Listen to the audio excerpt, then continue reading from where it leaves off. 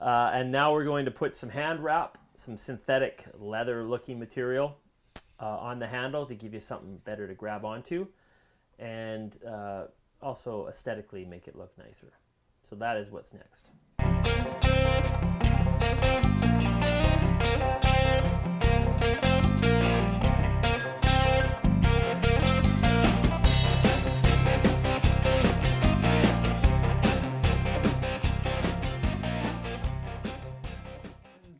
We're using a synthetic, I don't know, like a light leather or naga hide or whatever you want to call it. Whatever material you want to use, you can use real leather, doesn't matter. We're on a budget, so we're using this.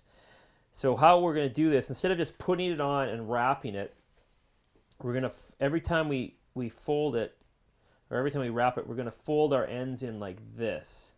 So that's going to be what the profile looks. And what it does is when this edge is down, of course, like this leather up here, you see how it's kind of folded on the both edges. When it wraps over itself, these edges, because they're a little thicker than the center of this, it just gives it a little bit more depth and makes it look like it's, I don't know, a little bit more real. And we'll be using these square cut nails. And what we'll be doing there is every time we wrap it, we're going to drive one of these square cut nails into each wrap just to hold it tight, get it nice and taut, drive a nail in, boom, boom, boom. And we'll be cutting these, and I'll pre-cut these to size because you don't want them to come flying out the back. So we'll just snip those much like we did with the screw head. And that is what's next. Start by rolling over our edges. Don't be too concerned about one being bigger than the other. It doesn't really matter. If you're one of those people that everything matters, this might be a frustrating project for you. You might want to go home and do something else. But for everybody else, it doesn't really matter. I'm just going to throw a temporary piece of tape. Well, it's not temporary because it's getting wrapped in here, but it's just going to help me get started here. So your first piece, you've rolled it, and now the trick is to kind of keep that bottom one and that top one rolled over, and you can change it as you go. It's not a big, you can change the size of the roll. Again, don't freak out about it. It'll work, trust me. Okay, we're going to come around to the first nail. Okay, this is our first loop here.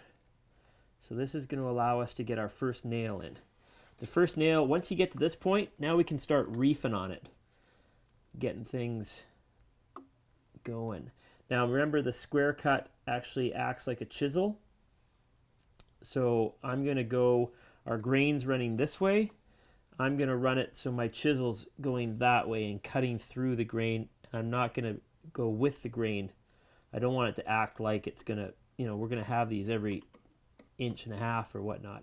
So I don't want it to start splitting the grain. I'd rather just cut through. So first one's up. I'm just going to go, to make this easier, let's just go like that. They all have the same head.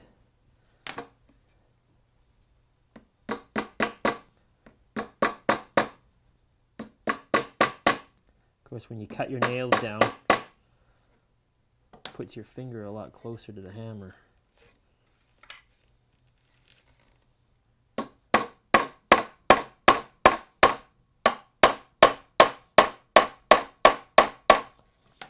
Okay, first one.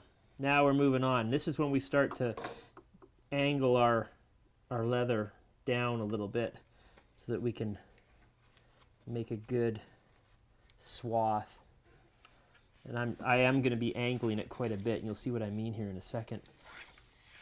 So now that it's attached, I can let go. I can roll these guys.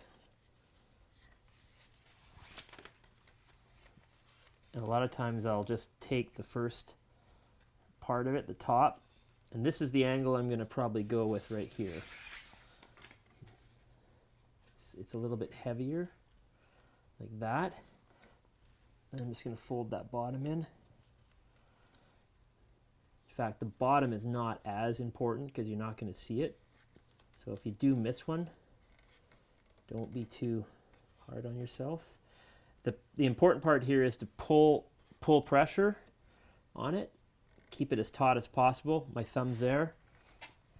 Roll that bottom. This is probably the trickiest part of the whole program.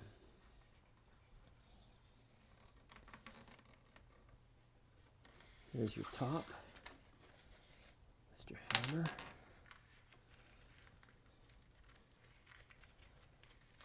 And I'm just going to hold pressure on that. Take a peek around the corner. Yep, that's going to work.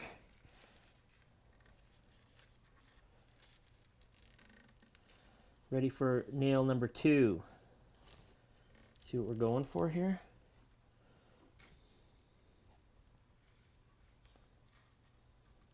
Get the head aligned.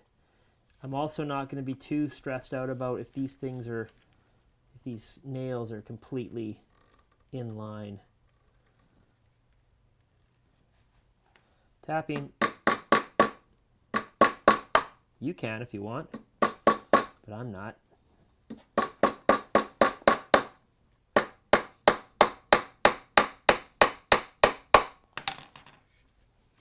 Okay, moving around. See my bottom undid itself? No problem. Tuck it, roll it. It's all good. Coming around. Now this is, when you do this wrap, just make sure that you don't have any like little pillows. You see that? Like it exaggerated, it's doing that. So you want to kind of maintain that same angle there. So that's about a 1/4 inch overlap, which is plenty. Rolling the bottom.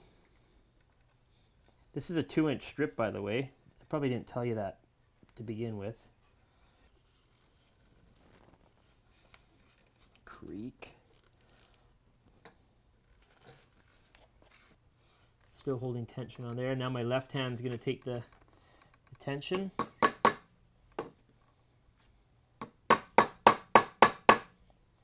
And I am slightly hitting my finger, if you're wondering. It's just that I've done it enough, it doesn't hurt as bad. Recovery.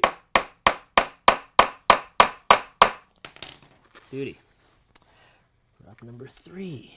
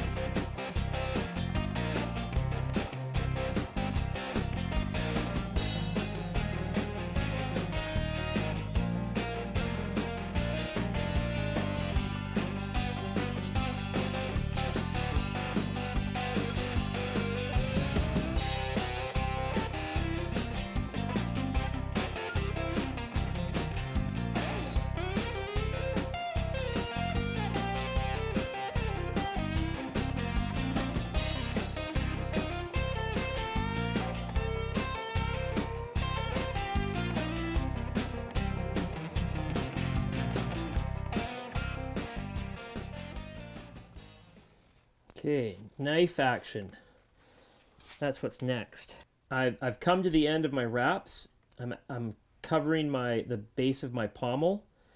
And so what I'm going to do is, instead of nailing it down the face, I'm going to finish with my last 2 nails. I might even just put 1 nail in the end here, just to hold this portion, because there's my wood right there. So I'm going to probably pull this up a little bit, drive the nail in there to hold that in place. So first I've got to cut my material. I'm going to cut it something like this. Sure, that sounds great. Now, this is the hardest part of the whole wrap, in that you've got to maintain your folds on your ends, and now you've got to take this guy You're going to wrap him back on himself and then pull him like that, like so. And then with your third hand, reach down and grab your nail and then bring him up. See, I want to make sure that there's the end of my pommel and then I got wood up here. So I'm going to make this nail go a little bit higher. There's a lot of meat there to bite into for the synthetic leather. Drive it through.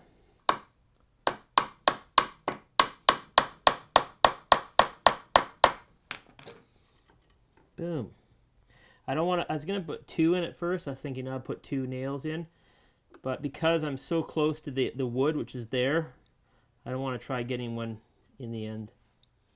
So that's it. That's a wrap. You did it. You stuck through to the end, and now we have a finished wood sword made with nothing but hand tools. And some of it was a bit of a challenge, but it worked out well. So you can see that we've got the wrap. These nails we think look pretty cool, have a nice medieval touch to them.